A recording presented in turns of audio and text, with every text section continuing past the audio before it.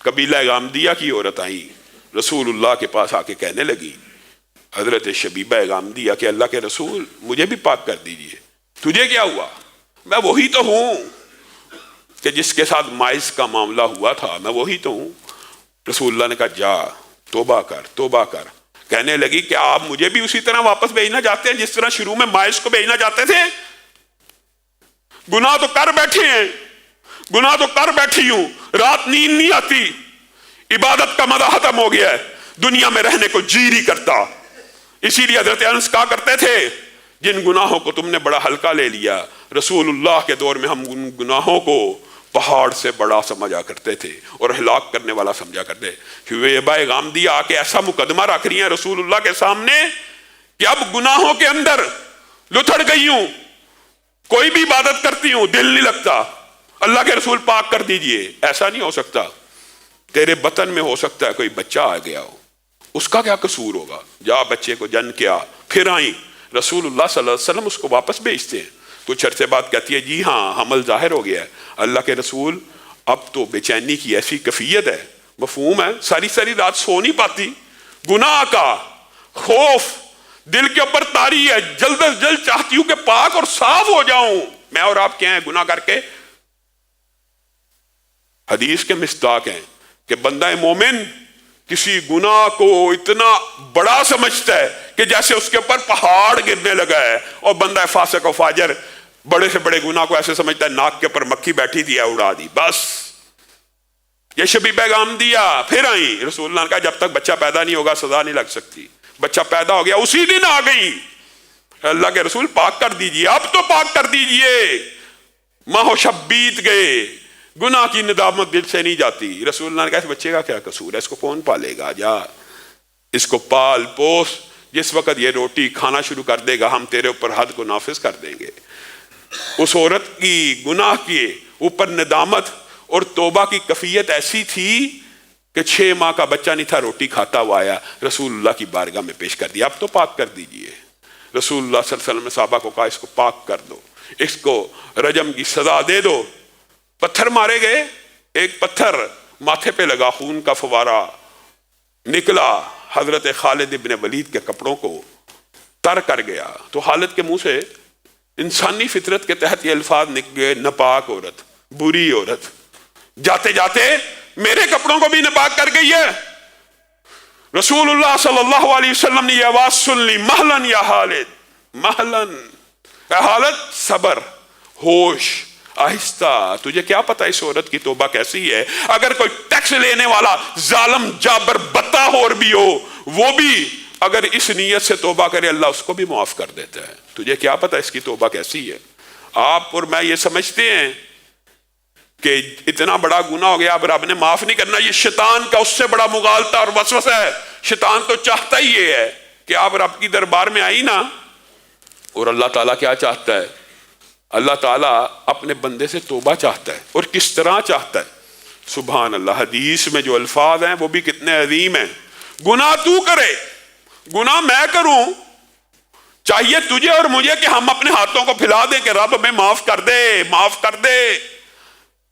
لیکن حدیث کے الفاظ ہیں ان اللہ یبسط یدہ باللیل، ان اللہ یبسط یدہ باللیل لیتوب مسیء النہار وَإِنَّ اللَّهَ يَبْسُطُ يَدَهُ بِالنَّهَارِ لِيَتُوبَ مُسِيءُ اللَّيْلِ. ہر رات اللہ رب العزت اپنے ہاتھوں کو پھیلاتے ہیں. ہے کوئی توبہ کرنے والا؟ ہاتھ تجھے پھیلانے چاہیے، اور ہاتھ کون پھیلا رہا؟ اللہ. ان اللہ یبسط یدہ باللیل، اس لیے پھیلاتا ہے کہ سارے دن جو گناہ کیے تھے آ کے توبہ کر لے، تیرے گناہوں کو معاف کر دوں. اور پھر جب دن ہوتا ہے پھر اپنے ہاتھوں کو پھیلاتا ہے. اور اگر آپ غور کریں تو دنیا میں ہر وقت کہیں دن طلوع ہو رہا ہے اور کہیں رات ہو رہی ہے. گویا 24 گھنٹے رب کا یہ اعلان ہے کوئی جو معافی مانگنے والا آئے میں اس کے گناہوں کو معاف کر دوں حتی تطلع الشمس من مغربها.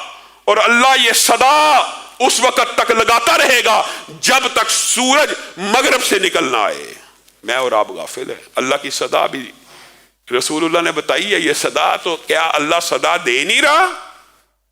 ہمارا یہ عقیدہ اور ایمان ہے، جو رسول اللہ صلی اللہ علیہ وسلم نے بتلا دیا وہ من وعن ویسا ہی ہے۔ اور اللہ رب العزت اپنے بندے کی توبہ سے خوش ہوتے ہیں، اور کس طرح خوش ہوتے ہیں اس کی بھی جو مثال حدیث میں بیان کی ہے وہ عجیب ہے، عجیب۔ اللہ رب العزت اپنے بندے کی توبہ سے اتنا خوش ہوتا ہے، اتنا خوش ہوتا ہے، مثال بھی نبی کریم دے دے کے سمجھا رہے ہیں۔ تم نے رب کی رحمت کو سمجھا نہیں ہے، وہ رب جس نے ایک حصہ رحمت دنیا پہ اتارا، اس حصہ رحمت کی وجہ سے ماں بیٹے سے محبت کرتی ہے، بھائی بھائی سے محبت کرتا ہے، میاں بیوی آپس میں محبت کرتے ہیں، اولاد والدین سے محبت کرتی ہے، درندے پرندے چرند پرند ہر چیز اپنی اولاد سے محبت کرتی ہے، اس ایک حصہ رحمت سے۔ اور اس ایک حصہ رحمت کے اندر رحمت للعالمین حضرت محمد الرسول اللہ صلی اللہ علیہ وسلم کی رحمت بھی شامل ہے۔ اور باقی 99 سے اللہ رب العزت نے رحمت کے کہاں رکھے ہوئے ہیں؟ اپنے پاس۔ کس لیے؟ اپنے اور بندوں کے مابین معاملہ کرنے کے لیے، کہ کل قیامت کا دن آئے گا، یہ 99 حصے رحمت کے اس دن کام میں آئیں گے تاکہ بندوں کو جنت میں داخل کیا جا سکے، جہنم میں نہیں، جنت میں داخل کیا جا سکے۔ ایک حصہ رحمت سے دنیا کی ساری محبتیں چل رہی ہیں، ساری محبتیں ایک حصہ رحمت سے ہے۔ وہ 99 حصے اپنے پاس رکھ کے اپنے بندوں کے ساتھ اپنی محبت کا اظہار کا اعلان بھی کر رہا ہے۔ ہاں جو نافرمان ہے پھر وہ نافرمان ہے، رب تو کہہ رہا ہے آ جاؤ، اور یہ بھی کہہ رہا ہے رسول اللہ صلی اللہ علیہ وسلم کے ذریعے سے کہ تمہارا رب تمہاری توبہ سے لوٹ آنے سے اتنا خوش ہوتا ہے۔ رسول اللہ صلی اللہ علیہ وسلم نے فرمایا ایک بندہ صحرا میں گیا یا جنگل میں گیا، ساتھ ایک اونٹ ہے، ساتھ ایک سواری ہے، اس کے پر مال لدا ہوا ہے، وہ مال لدا ہوا ہے، اچانک وہ سواری کھو گئی، اب وہ اس سواری کو ڈھونڈ رہا ہے، تلاش کر رہا ہے، صحرا ہے، نہ پانی ہے نہ کھانا ہے۔ اب اس بندے نے تلاش کرتے کرتے دن بیت گئے، سواری نہ ملی۔ اب اس بندے کو یقین ہو گیا 100% کہ میں مرنے لگا ہوں۔ یہ نبی کریم صلی اللہ علیہ وسلم مثال دے رہے ہیں سمجھانے کے لیے، مخلوق کی مثال اللہ کے ساتھ نہیں ہے، لیکن خوشی کی وہ کیفیت جو رب کی ہوتی ہے جب بندہ توبہ کرتا ہے، وہ کیفیت کو بیان کرنا چاہتے ہیں۔ اس بندے کو اچانک اس موت کے عالم میں اپنی سواری واپس نظر آ گئی۔ اب بتائیے یہ بندہ کتنا خوش ہوگا کہ موت کے منہ میں جا رہا تھا، سامنے سواری بھی آ گئی، سامان بھی آ گیا، اتنا خوش ہوا کہ خوشی سے یہ کہنے لگا، زبان الٹ گئی، خوشی سے زبان بھی الٹ گئی، اے اللہ تو میرا بندہ میں تیرا رب۔ رسول اللہ صلی اللہ علیہ وسلم نے فرمایا یہ کیفیت جو بندے کے اوپر طاری ہوئی، اللہ کی قسم جب تم میں سے کوئی بندہ اپنے رب کے سامنے ہاتھوں کو پھیلاتا ہے تو اس کا رب اسی طرح خوش ہو جاتا ہے، خوش ہو جاتا ہے۔ آپ اور میں چاہے جتنے مرضی بڑے گناہ لے کے آئیں، اللہ رب العزت کی بارگاہ میں آ کے آنسوؤں کا نذرانہ پیش کریں، ہاتھوں کو اٹھا لیں، اللہ رب العزت ہمیں معاف کر دے، تو پھر یہ وہم وسوسہ شیطانی خیال دماغ میں نہیں رہنا چاہیے کہ اللہ نے معاف نہیں کیا۔ امید اسی سے، سوال اسی سے، مغفرت کی التجا اسی سے، پھر رب آسمان بھر کے مغفرت کے دروازے کھولے گا، زمین بھر کے گناہوں کو بھی معاف کر دے گا۔ اللہ رب العزت جو کہا گیا جو سنا گیا اس کو سمجھنے کی توفیق ہدایت فرمائے۔